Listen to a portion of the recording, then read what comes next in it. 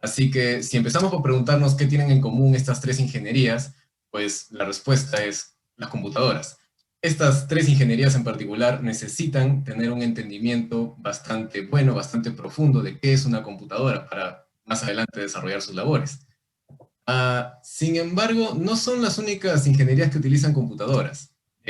Las demás ingenierías, por ejemplo, química industrial, civil, mecánica, minas, también utilizan computadoras. Ahora es cierto, ellos no tienen que entender cómo funciona una computadora, pero las necesitan para sus labores del día a día. Por ejemplo, no se pueden imaginar a un ingeniero civil dibujando los planos de un edificio a mano, o haciendo, bueno, no sé, un ingeniero industrial tratando de optimizar los procesos de su planta con una agenda y un lapicero. Así que necesitan de computadoras para desarrollar sus trabajos. Pero ahí no se detiene, sino que no solo los ingenieros usamos computadoras. Obviamente, si vamos un poco más allá, la gente de ciencias puras, matemáticos, químicos, físicos, geólogos, biólogos, etcétera, todos ellos también necesitan Esta computadoras. reunión está siendo grabada. Ah, ok. Entonces, y no solo eso, sino que el uso de las computadoras no está limitado ni siquiera a ingeniería y a ciencia, sino que el resto de carreras, por ejemplo, un alumno de derecho o un abogado que ya ejerce, no se va a ir al centro de Lima a comprarse una copia de la Constitución del Perú, la va a descargar de internet. Alguien que está en contabilidad no va a sumar a mano y a restar ingresos y egresos de la empresa. Todo eso lo va a hacer, lo va a automatizar en una hoja de datos, en una computadora. Ya si vamos todavía más allá, la gente que no necesariamente está ejerciendo, no está desarrollando labores profesionales, usa las computadoras día a día para las cosas, para nuestro ocio y diversión, ¿no? Facebook, Instagram, TikTok, juegos como, no sé, Dota, Age, plataformas como Discord. Al final, ¿cuál es la idea? La idea es que todos dependemos de una u otra forma de las computadoras. Pero ya que estamos en la semana FIE Uni, entonces hoy día vamos a ver cómo es que hemos llegado hasta este punto.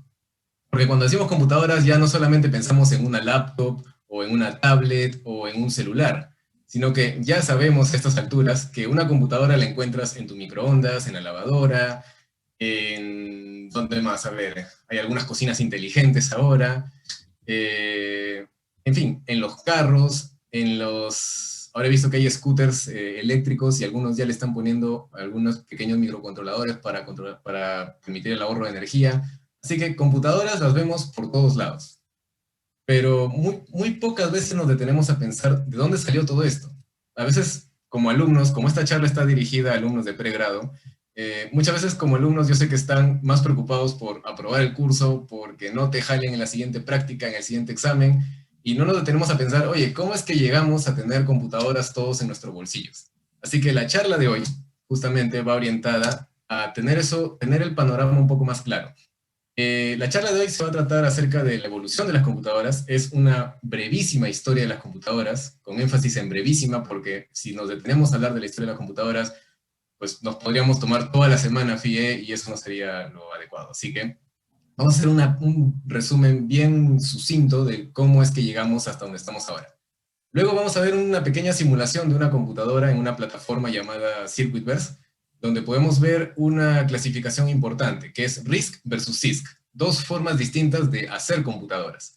Y finalmente, ya terminando la charla, vamos a mencionar rápidamente, ya que tenemos poco tiempo, qué es la arquitectura RISC y qué nos espera en el futuro para esto. Mi nombre es Ronald Uriol Cabrera, me pueden decir Ronald, y vamos a comenzar. Ok. Entonces, comencemos con lo básico. ¿Qué es una computadora? Para entender qué es una computadora, el punto más interesante, para empezar por el concepto de una computadora, es justamente los seres humanos. Los seres humanos tenemos ciertas características, como fuerza, podemos mover objetos, tenemos velocidad, podemos desplazarnos de un lado a otro, podemos controlar la velocidad con la que nos vamos de un lado a otro, tenemos locomoción terrestre, o sea, tenemos dos piernas con las cuales nos podemos mover por superficies rígidas, podemos trepar, escalar, correr, saltar, caminar, y podemos hacer cálculos mentales. Ok, esas son algunas de nuestras capacidades. Sin embargo, por más que las desarrollemos, por más de que vayas al gimnasio, entrenes todos los días, por más de que haya salido como cómputo general en el examen de la uni, en el examen de admisión de la uni, igual todas estas habilidades tienen cierto límite humano. Llega un punto en el cual ya como ser humano tú no puedes avanzar más. Entonces, ¿qué hacemos en este punto? Lo que hacemos es construir máquinas. Por ejemplo, ¿quieres mover toneladas de tierra? Pues construyes una máquina que te ayuda justamente a excavar y a remover esas toneladas de tierra, como una excavadora. ¿Quieres ir más rápido? A muchos kilómetros por hora. Entonces construyes una máquina que tiene 4 ruedas y se puede mover a una velocidad que con tus piernas jamás podrías alcanzar. Estamos limitados a movernos en tierra firme. Sin embargo, podemos construir máquinas que nos llevan por el aire, nos llevan entre continentes por el mar, a pesar que podemos nadar perfectamente. Pero no hay forma que nademos de Europa a Asia, ¿no? Bueno, de Europa a América en todo caso. O sería de Europa a Asia si es que le das la vuelta al mundo, ¿no? Y de la misma forma, si uno quiere sobrepasar los límites que tiene para hacer cálculos matemáticos, operaciones lógicas, aritméticas en tu cabeza, si quieres sobrepasar ese límite, lo que construimos es una máquina llamada computadora. Así que la idea principal es, la computadora es una máquina. Es la máquina que te permite sobrepasar tu límite como ser humano para hacer cálculos matemáticos. Por ahí empezamos. Entonces, ¿cómo es que empezamos a construir computadoras? A ver, primero está la etapa artesanal. En la etapa artesanal, lo que teníamos eran seres humanos que construían pequeños artilugios, pequeños dispositivos, que ahora nos parecen bastante sencillos, pero en ese entonces deben haber sido revolucionarios. Y el más conocido de todos es el ábaco. Pues. El ábaco es un montón de pequeñas cuentas que te ayudaban a llevar la contabilidad o hacer sumas, y esto expandía un poco también tu memoria y tu capacidad aritmética. Podías sumar más rápido, podías retener información de lo que estabas sumando, de lo que estabas operando. Tal vez un ejemplo más cercano a nosotros es el quipu, o sea, una soga con pequeñas soguitas atadas, de tal forma que los nudos en cada soga te permitían llevar la contabilidad del Imperio Inca. También una herramienta de contabilidad.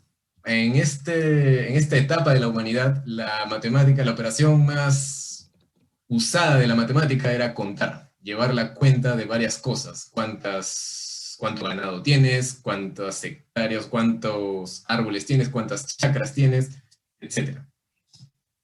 Pero no estaban limitados solamente a pequeños dispositivos como estos de acá. Hay un mecanismo llamado el mecanismo de Anticitera, el cual fue descubierto en 1901, y conforme se fue limpiando este pequeño descubrimiento, fueron encontrando que tenía engranajes, tenía palancas, y al final, cuando terminaron digamos, de reproducirlo como se habría visto en ese entonces, llegaron a la conclusión de que era un mecanismo que calculaba la posición de varias estrellas, de varios cuerpos celestes o cuerpos estelares ahí en el cielo, para predecir eventos como eclipses y otros eventos que para ese entonces eran como que muy importantes. Así que cuando pensamos en las computadoras de la etapa artesanal de hace mucho tiempo, no están limitadas a un ábaco o un quipu. Sí llegaron a mecanismos lo suficientemente complejos como para predecir fenómenos como un eclipse, como el mecanismo de Anticitera. Pero estas eran computadoras artesanales, es decir, había una o dos personas que las construían una a una. No había forma de automatizar, no había una fábrica de ábacos, no había una fábrica de quipus. Entonces, pasan los años y tenemos la etapa mecánica. En la etapa mecánica ya empezamos a usar ciertos principios de construcción de máquinas, como este de acá. Este es un cilindro dentado, el cual solamente con verlo te das cuenta cómo es que funciona. De hecho, esta es la base para muchas calculadoras mecánicas. Tienes aquí una palanca, la cual puedes girar. Tienes un cilindro que tiene ciertos dientes, pero esos dientes tienen distintas longitudes y esas longitudes están escalonadas. Entonces, tienes dos indicadores de número, uno acá y otro acá. Lo que va a hacer esto es que cada vez que tú gires esta palanca, se va a sumar el número que está indicado por este indicador que se puede deslizar derecha-izquierda, más el número que está indicado con este indicador de acá, que es una rueda. ¿Cómo funciona? Cuando giras esto de acá 0 más 0 es 0. El resultado se muestra en la rueda.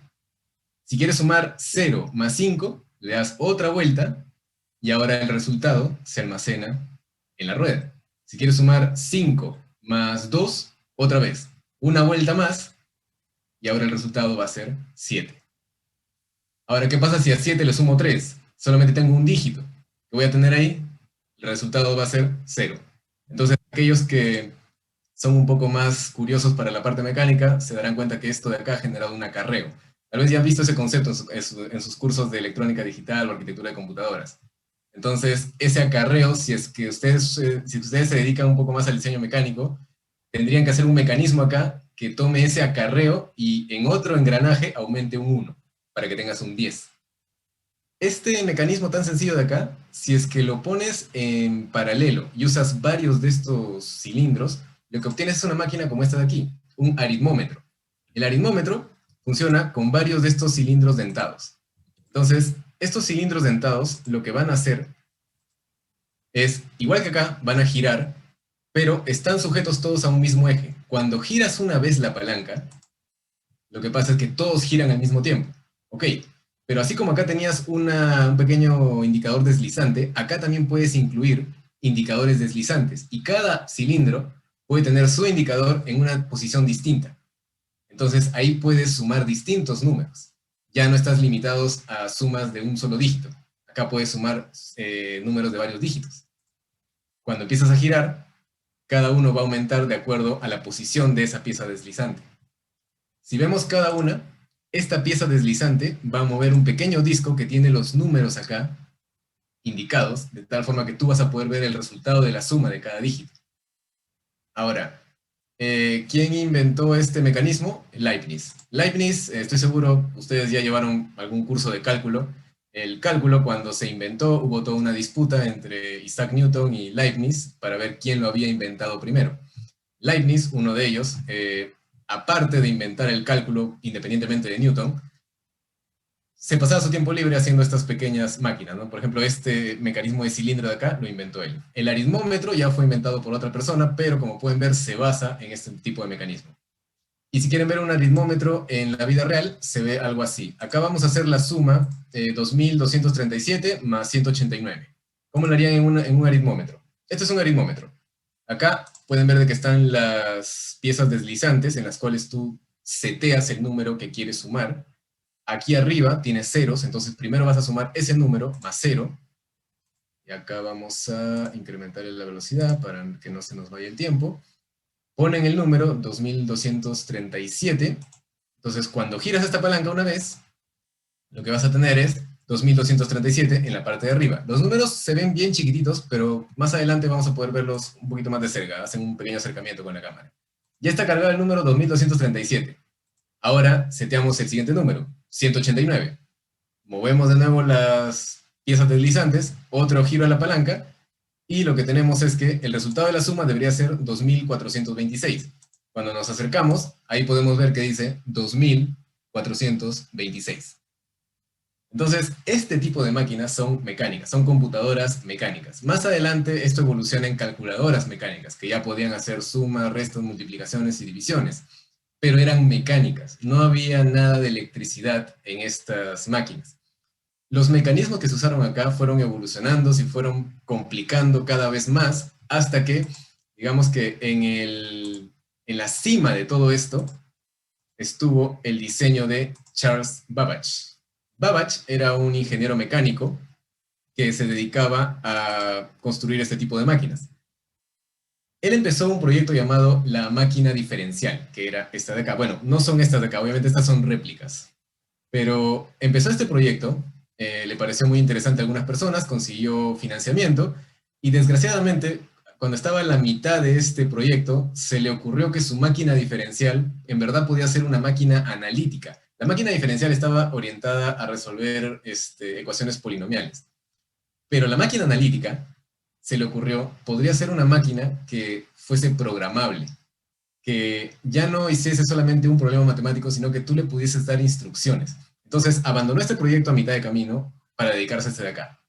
Lo cual es un craso error, porque por tanto entusiasmo no llegó a terminar ninguno de los dos. Y obviamente sus inversionistas, la gente que le dio el dinero para hacer estos proyectos, eventualmente dejó de apoyarlo.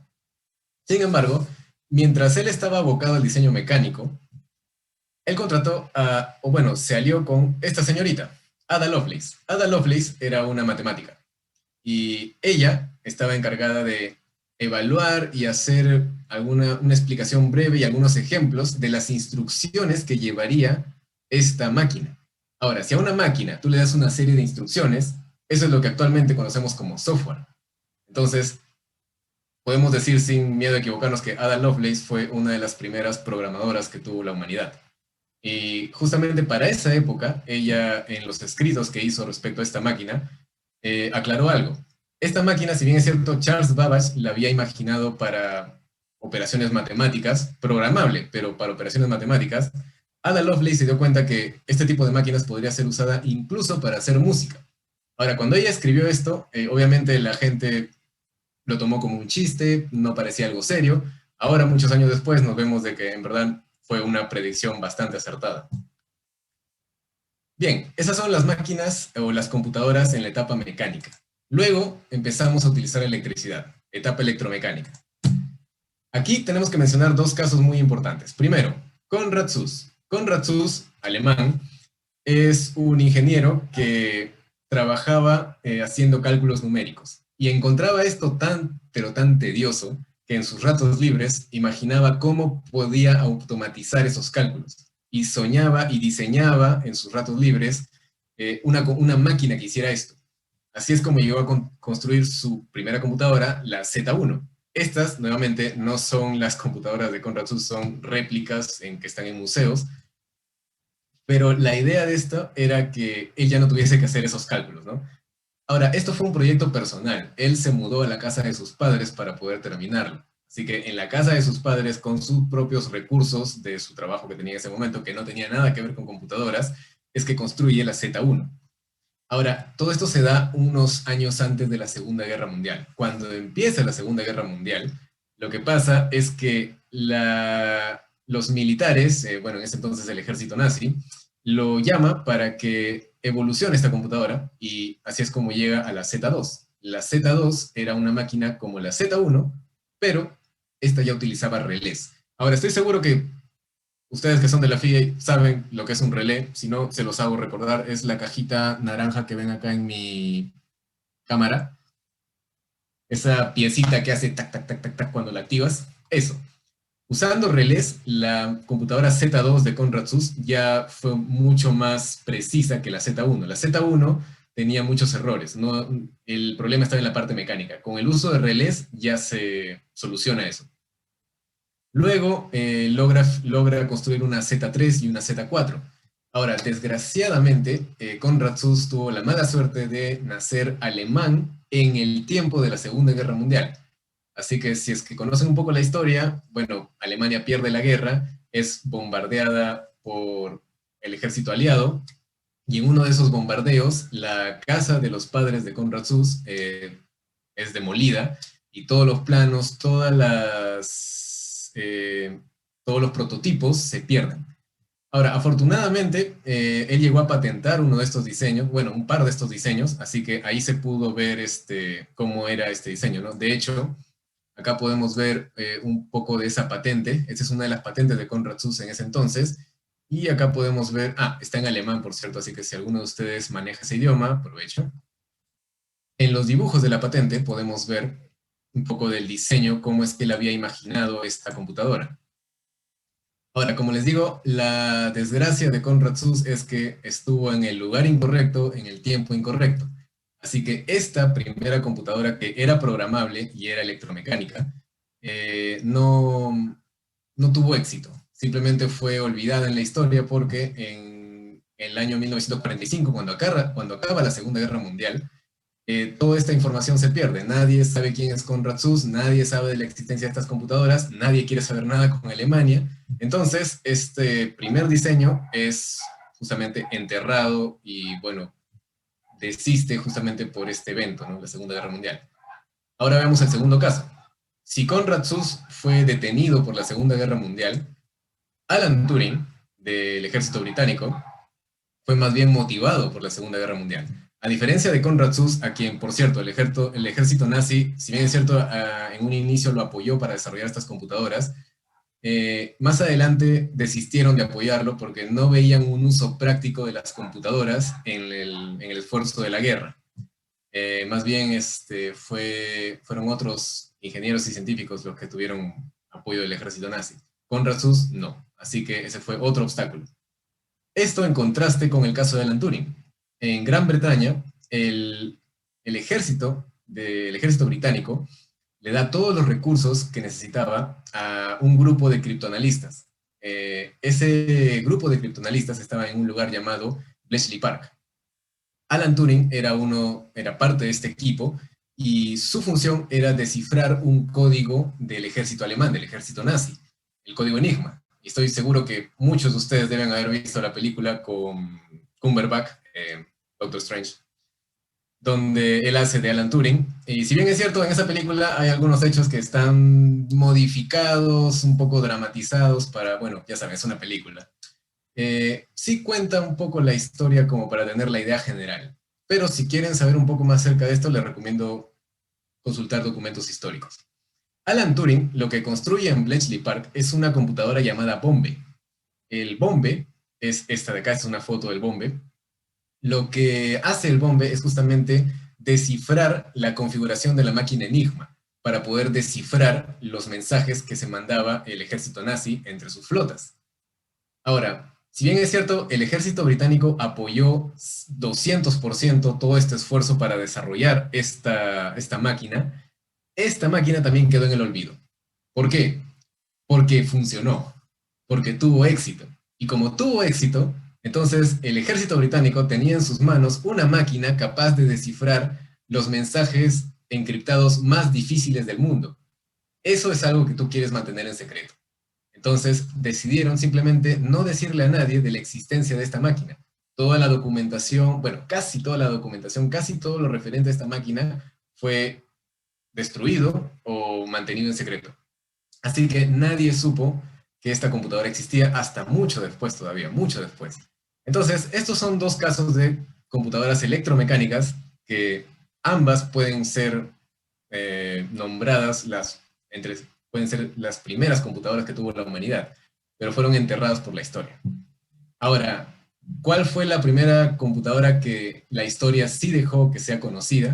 Justamente la de la siguiente etapa. En la siguiente etapa pasamos a la etapa electrónica. Ahora, en la etapa electrónica hay una pequeña diferencia. Y eso lo puedo explicar, o déjenme explicarlo de esta forma. En una computadora electromecánica, en cualquier computadora, lo que tú quieres es justamente controlar un flujo de corriente. Tienes una corriente y tú quieres hacer que esta corriente pase o no pase. Los relés, como estoy seguro que todos ustedes ya saben, un relé justamente te va a dar aquí una pequeña pieza mecánica, una pequeña pieza de metal, que se va a mover en estos dos sentidos gracias a una bobina. Entonces, lo que tú tienes acá es una señal eléctrica, una corriente 1, que controla una corriente 2. Entonces, tú controlas una señal eléctrica con otra señal eléctrica. Genial. El problema es que en medio tienes una pieza mecánica. Y las piezas mecánicas son susceptibles a desgastarse mecánicamente. Eventualmente, esta piecita mecánica de acá ya no se va a mover como debería. Se va a quedar estancada, se va a quedar pegada. Así que la fricción ahí te juega en contra. ¿En qué se diferencian las computadoras electromecánicas de las electrónicas? Que justamente en las electrónicas tú tienes un componente acá, un componente muy importante, en el cual tú das una señal eléctrica, una corriente I1, y eso te va a controlar si es que pasa o no pasa una corriente I2, sin necesidad de ninguna pieza mecánica en medio. Eso es electrónica. Esto es electromecánica. Esto es electrónica. Entonces, la pregunta del millón es, ¿qué hay acá? ¿Cuál es ese componente mágico que en un inicio nos permitió controlar de manera electrónica la otra señal eléctrica? Es justamente los tubos de vacío. En la etapa electrónica, lo que tenemos es esto.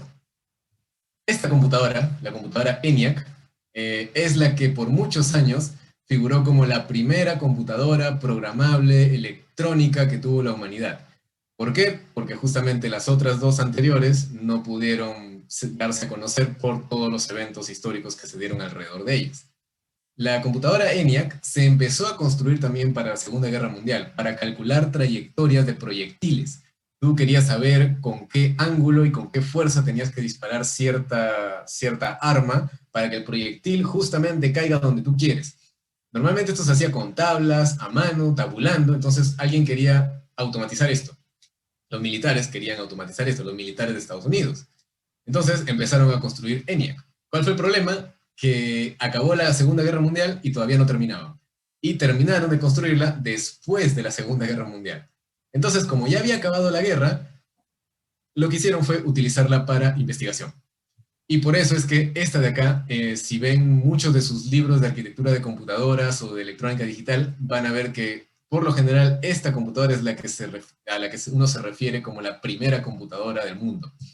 La que ocupaba muchos cuartos, la que necesitaba varias personas para operarla. Acá programar, si pueden ver aquí en la imagen, esos cables que unen varios de las conexiones de esta computadora, eso es el programa. O sea, el software acá es la forma como tú conectas tal vez este conector con este conector, este conector con este conector, y programar la computadora ENIAC era tomarse varias horas del día conectando esto de acá. Acá pueden ver otra foto de esta computadora, ocupaba varios cuartos, y el principal impulsor de esta computadora fue John von Neumann. Ahora, von Neumann, estoy seguro que ya deben haber escuchado ese nombre si es que si es que ya han llevado algún curso de electrónica digital o arquitectura de computadoras. Este señor fue el principal impulsor de esta computadora. Tanto así que produjo documentación al respecto. Esa documentación, esos primeros documentos que describen cómo se debe hacer una computadora, pasan a la historia y se usan para investigaciones futuras en el mundo académico. Y es lo que da lugar a la arquitectura von Neumann. La arquitectura von Neumann es esa donde, si tú tienes una computadora, y esa computadora tiene una memoria, y esa memoria tiene tanto instrucciones como datos, entonces esa es una arquitectura von Neumann.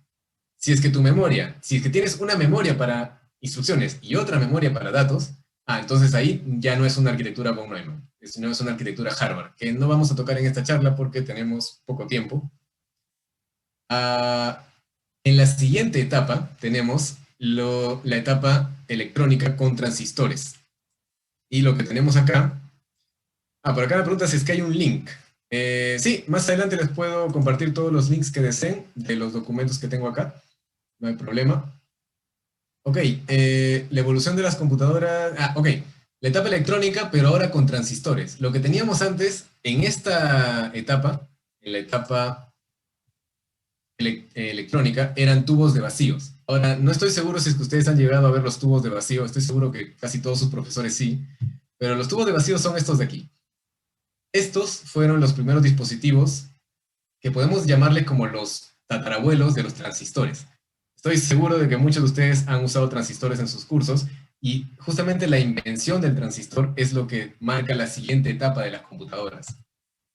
Bell Labs. Bell Labs es el lugar donde se desarrolla el transistor. Fue un invento tan importante que recibió el Premio Nobel de Física en 1956. Los tres inventores del transistor son Walter Brattain, John Bardeen y William Shockley. Ahora, ellos tres lo que desarrollan es un transistor. Ahora, estoy seguro que la mayoría de ustedes, cuando escucha transistor, bueno, los electrónicos al menos, siempre se nos viene a la cabeza esto de acá, ¿no? El clásico 3904. Es el transistor por excelencia. Entonces, con el 3904 o con un transistor en general, ¿qué se puede hacer? Se puede hacer lo siguiente. A ver, déjenme mostrarles. Estoy seguro que han visto esta demostración, pero para aquellos que no han llevado un curso en electrónica digital, a ver, si ustedes tienen un circuito hecho con transistores, como estos de acá, acá lo que tenemos es tres circuitos hechos con transistores. Sé que acá no me ayuda mucho la cámara, así que vamos a cambiar. Ahí está, esta cámara está mejor. Listo. Estos tres circuitos están hechos con transistores. Como pueden ver, acá tengo botones y LEDs. Botón sin presionar, 0. Botón presionado, 1. LED apagado, 0. LED encendido, 1. Ok, el primer circuito tiene LED encendido. Miren, botón sin presionar, LED encendido. 0, 1. Ah, mira, este circuito yo le meto un 0 y sale un 1. Y si le meto un 1, sale un 0. Esa es una compuerta NOT, ¿verdad? Siguiente circuito. Tengo dos entradas ahora. 0, 0, 0, 0, 0, 0, 1, 0, 1, 0, 0. Pero si presiono ambos, se enciende. Cuando pongo 1, 1, me bota 1. Ahora estoy seguro que todos están recordando sus primeros cursos de electrónica digital, si es que ya los llevaron. Esta es una compuerta AND. En el siguiente circuito, tienes dos botones, un LED, presionas, si no presionas ninguno, 0, 0, tienes 0. 0, 1, 1. 1, 0, 1. 1, 1, 1. Así que esto de acá es una compuerta OR. Y nuevamente, confiando en que ya llevaron un curso introductorio de electrónica digital, lo que tienen ahí son las tres compuertas lógicas básicas. Las tres compuertas lógicas básicas es lo que nos va a permitir hacer cualquier otro bloque de lógica digital.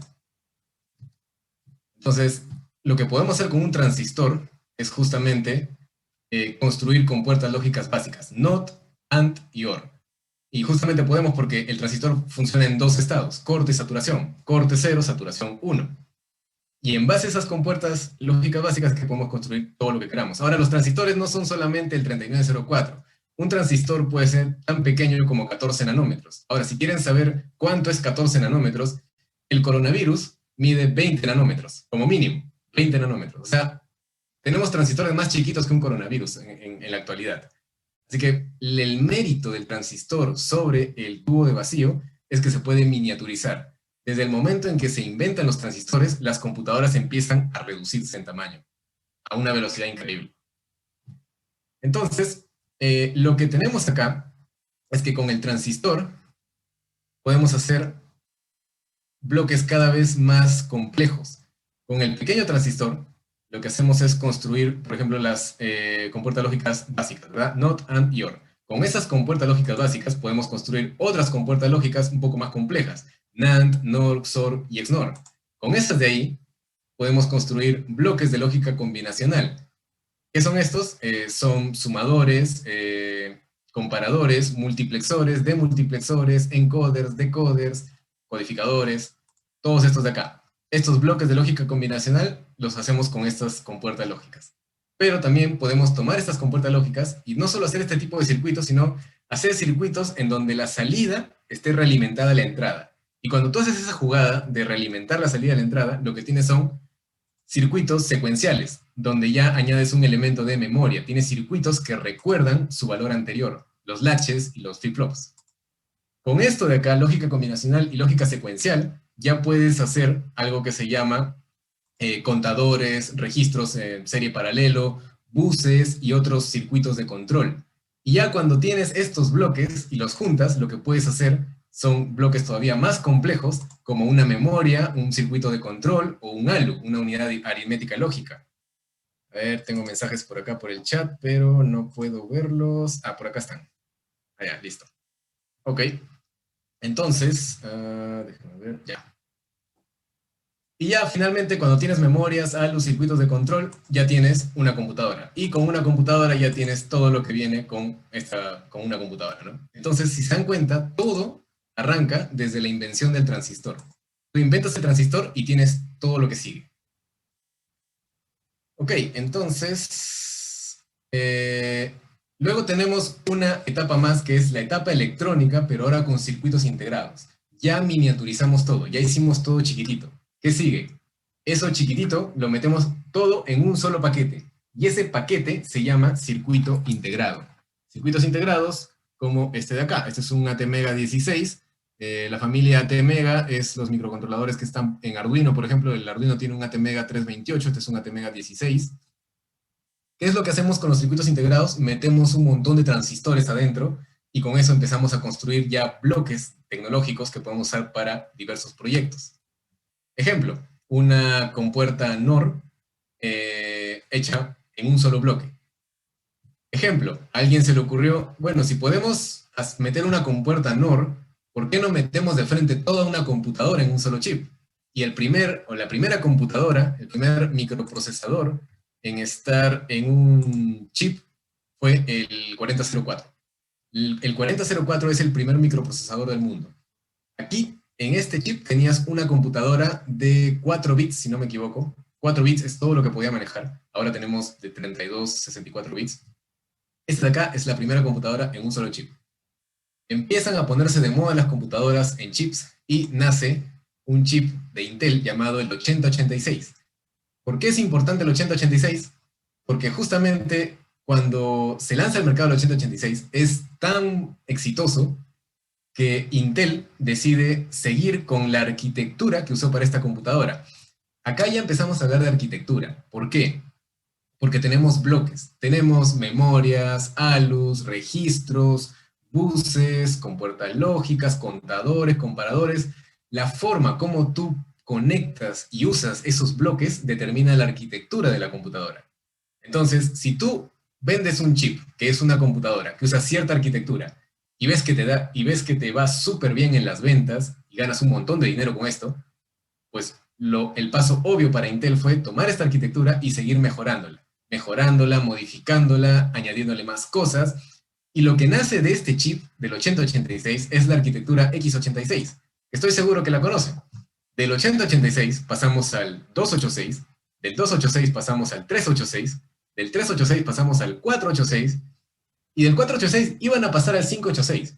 Pero en Estados Unidos hubo una entidad, que en este momento no recuerdo cuál era el nombre, que le llamó la atención a Intel y le dijo, ¿sabes qué? No puedes seguir poniéndole números como nombre a tus productos. Por favor, ponle un nombre normal con letras. Entonces, en vez de ponerle 586 a su siguiente chip, le pusieron Pentium, por 5.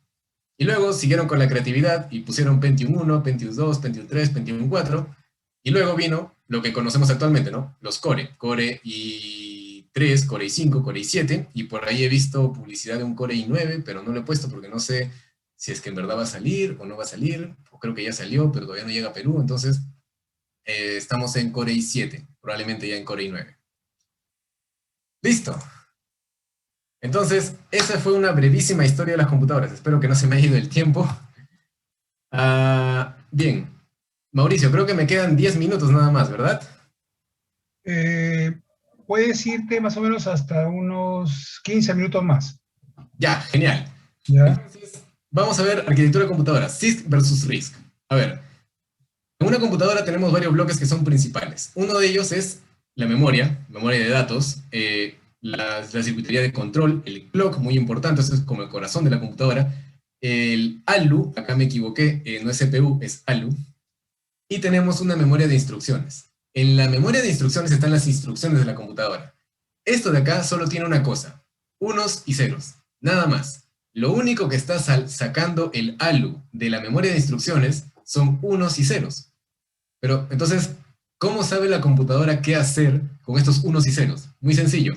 Estos unos y ceros significan algo para esta computadora. Quien sea que diseñó esta computadora, lo diseñó teniendo en cuenta que a lo mejor estos 3 primeros dígitos significan algo, estos 3 siguientes dígitos significan otra cosa, y así sucesivamente. Es más, cada instrucción debe tener cierta cantidad de bits. Cada uno de estos es un bit. Entonces la computadora sabe cuántos bits leer en cada ciclo del reloj. Cada computadora tiene su propio lenguaje de máquina. Estos unos y ceros se llaman lenguaje de máquina. Y nosotros, como seres humanos, como siempre tratamos de acomodar todo a nuestra conveniencia, lo que hacemos es transformar este lenguaje de máquina en un lenguaje que usa mnemónicos, que se llama lenguaje ensamblador. Aquellos de ustedes que ya han programado en ensamblador, me ayudarían bastante si me dicen, si me escriben un yo o un sí soy en el chat. Con eso sabría cuántos de ustedes han llegado a programar en ensamblador de cualquier microprocesador. No importa si es Intel, PIC, ATmega. Si es que han llegado a programar en ensamblador, pongan un yo soy en el chat y así voy a saber. O un yo. Ok, tenemos 1, 2, 3, 4. 4, ok. Entonces la mayoría de ustedes todavía no ha visto... por ahí tenemos... Rodrigo levantó la mano. Dime, Rodrigo. O creo que quería decir yo también. Ok, Era 5. para decir, Ok. Bueno, 5 de 30 y tantos. 49, wow. Ok, entonces muchos de ustedes van a ver seguro en algún curso lenguaje ensamblador, donde cada instrucción del lenguaje ensamblador son estos unos y ceros. Y la única razón por la que no son unos y ceros es porque le ponemos mnemónicos, o sea, etiquetas para no tener que escribir los unos y ceros. Es el nivel más bajo de programación que van a ver en sus vidas. Listo. Vamos a ver un ejemplo de computadora, ¿ok? Hay una plataforma llamada Circuitverse, la cual te permite crear circuitos digitales y simularlos. Y este semestre, para mis alumnos, hice una pequeña computadora, nada complicado. Es una computadora que solo tiene 3 instrucciones. Y para saber si la simulación me está arrojando el resultado correcto, la simulé acá y en una pequeña tablita, en una hoja de datos. Entonces, lo que hago acá es poner la instrucción, el registro de destino, los 2 registros operandos, y esto me bota acá el código que yo debo escribirle, y acá me bota el resultado que debo obtener al final de estas instrucciones. Entonces, vamos a ver si podemos poner esto para acá, y esto para acá. Ahí está. A ver, en esta computadora lo que tengo son 4 registros, estos 1, 2, 3, 4. Tengo un ALU. Las únicas operaciones que puede hacer esta computadora, como les digo, son 3. Puede hacer un OR, un AND o una suma. Y tiene 8 instrucciones. Por ahora le he puesto solamente 8 instrucciones. Al inicio, cuando le doy clic acá a Reset, me setea los valores iniciales de los registros. Los valores iniciales, al azar, he elegido que sean 3, 1, 2, 4. Entonces, al finalizar la ejecución, debería botarme acá 2, 6, 7, 3. A ver, vamos a ver si funciona. Cuando ejecuto, en cada ciclo de reloj, voy a avanzar una instrucción. Si doy un ciclo de reloj, avanzo a la siguiente. Doy otro ciclo de reloj, avanzo a la siguiente. Cuando termino de avanzar,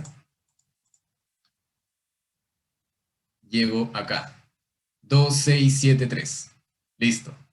Mi computadora sí funciona.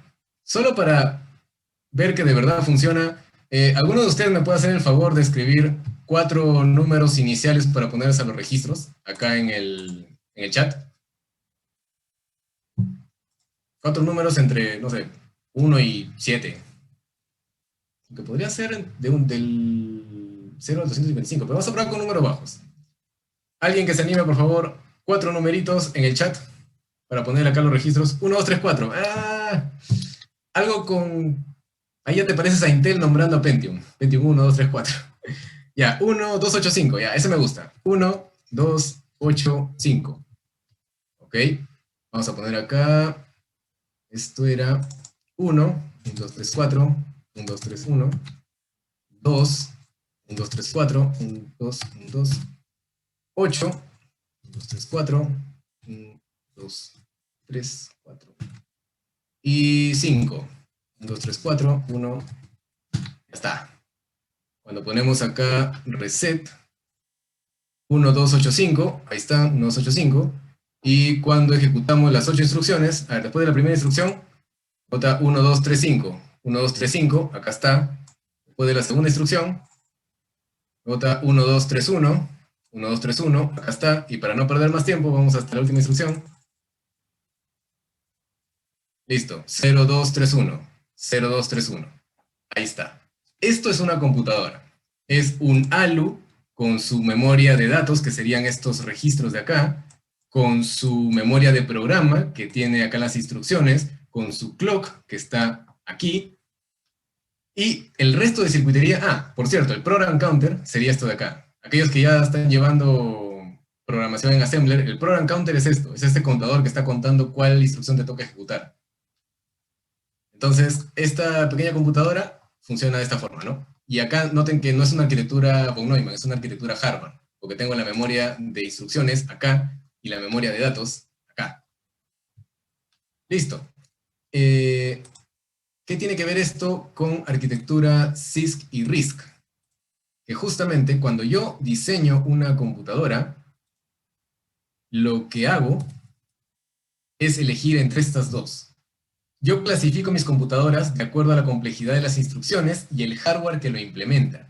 A ver, en esta computadora tan sencillita que hice acá, lo que yo tenía eran solo 3 instrucciones, ¿verdad? O sumaba o hacía un OR. A ver, acá mi computadora hacía solamente 3 operaciones. Esas operaciones eran, puedo hacer un AND, puedo hacer un OR o puedo hacer una suma. Digamos que le añado también hacer una resta y algunos saltos, algunos jumps. Puedo hacer estas instrucciones, ¿ok? Y nada más. Si yo solamente tengo esto, ¿cómo hago una multiplicación? Si mi computadora, físicamente, el hardware solamente hace esto.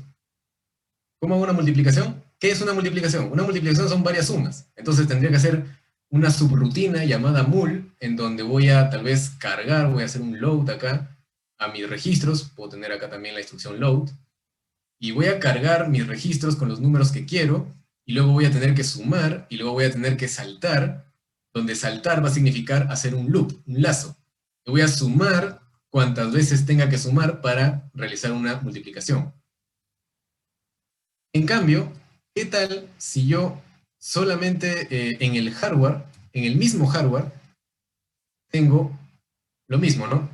¿Qué pasa si yo diseño una computadora que tenga estas mismas instrucciones, pero aparte yo le diseño el hardware como para que mediante hardware pueda hacer una multiplicación? Aquellos que ya llevaron electrónica digital, ¿qué pasa si hago una función booleana con un Carnot que me haga la función de multiplicar? Es más, hago un circuito que me haga una división. Es más, hago un circuito que me saque raíces, las raíces de un polinomio. Todo eso lo hago mediante compuertas lógicas. Lo hago con mi mapa de Carnot, lo sintetizo.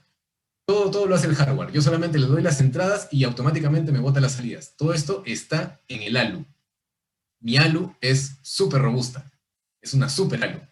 Saca hasta raíces de polinomios. Entonces, cuando yo quiero hacer una multiplicación, ya no hago todo este código. Solamente pongo la instrucción mul. Ya no sería una subrutina, es solamente una instrucción. Hago mul este registro 1 con este registro 2. Y listo.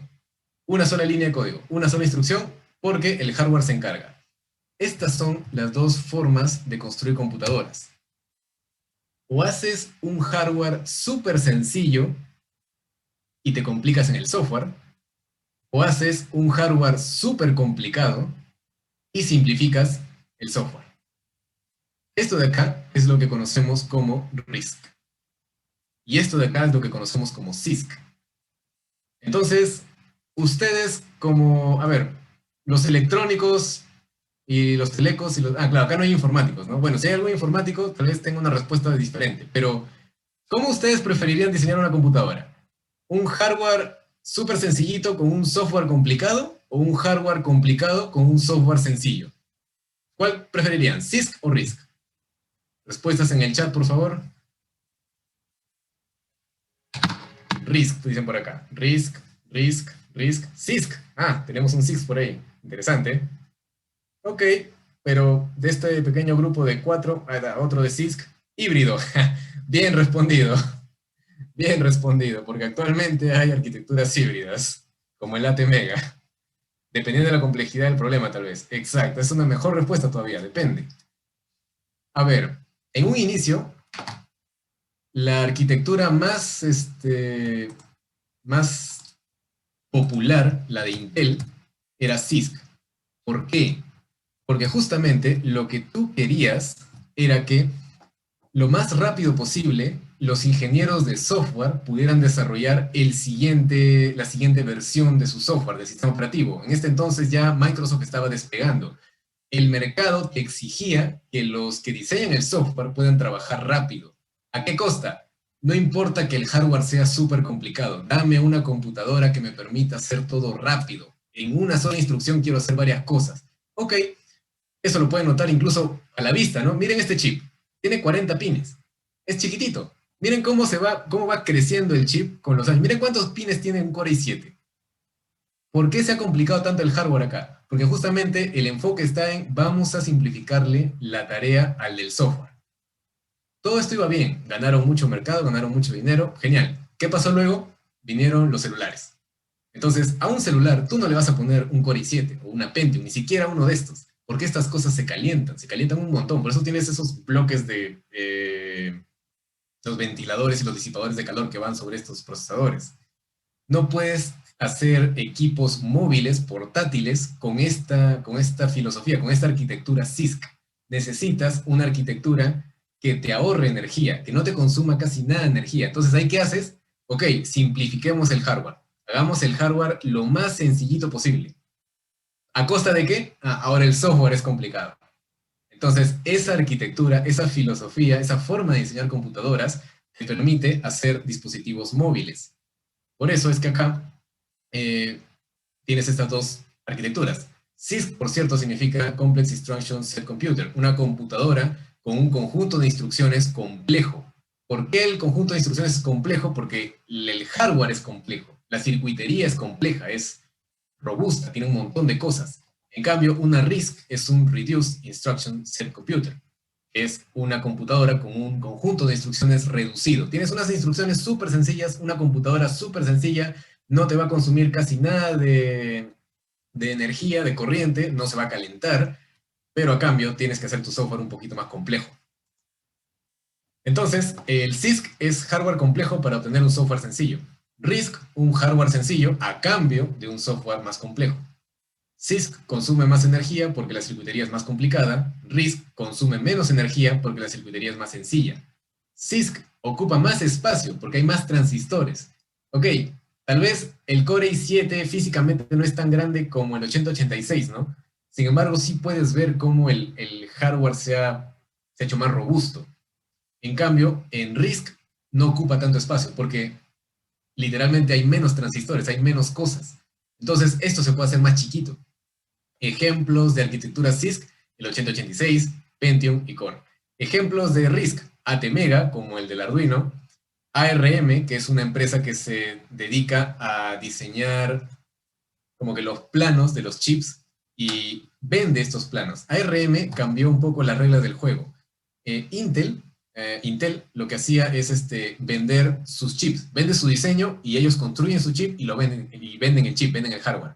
ARM diseña la computadora, te vende los planos y te dice, ya, anda tú y construyelos, tú solamente págame por el plano. Entonces ellos básicamente venden propiedad intelectual. Y acá está el último tema que vamos a ver, faltando unos cuantos minutos, RISC-V. Ya para terminar, RISC-V es una arquitectura RISC, pero a diferencia de Intel, que obviamente tienes que pagarle a Intel para usar sus diseños, y ARM tienes que pagarle también para usar sus diseños, a pesar que solo te vendan los planos, tienes que pagarle. RISC es open source. Entonces, con RISC, por cierto, RISC fue diseñada por un montón de personas que están muy involucradas en arquitectura de computadoras. Una de ellas es David Patterson. Y aquellos que ya llevaron arquitectura de computadoras seguro han visto este libro. Arquitectura de computadoras, un enfoque cuantitativo. Es como que la Biblia de la arquitectura de computadoras. Escrita por Hennessy y Patterson, que por cierto ganaron el premio Alan Turing de computación, que es como el premio Nobel de computación, de lo que es diseño de computadoras. Así que esto de acá fue diseñado por lo mejor de lo mejor en el mundo de las computadoras. Y es open source. Eso es lo que tiene tanta importancia en este momento. ¿Se acuerdan cuando salió Android? Cuando salió Android tal vez parecía muy inferior al al iOS, ¿verdad? Pero eventualmente ya vemos de que la diferencia entre Android y iOS no es mucha. Las tecnologías open source empiezan siendo inferiores, pero con el tiempo la misma comunidad de desarrolladores las lleva a un punto bien alto.